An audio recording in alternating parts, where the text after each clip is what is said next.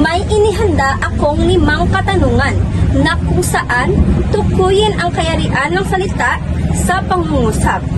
Isulat ang titik P kung ito ay payak, M kung ito ay may lapi, I kung ito ay inuulit, at T kung ito ay tambalan.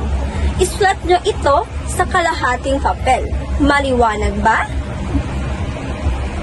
Okay, bibigyan ko lamang kayo ng 2 minuto, kaya't simulan nyo na.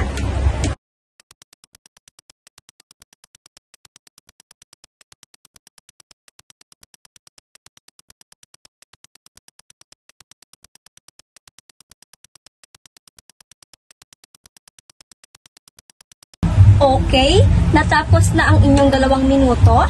Pakipasa na ang inyong mga papel. Okay, maraming salamat.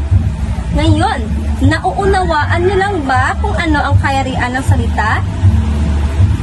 Okay, naway may napulot kayong aral sa araw na ito. Paalam mga mag-aaral.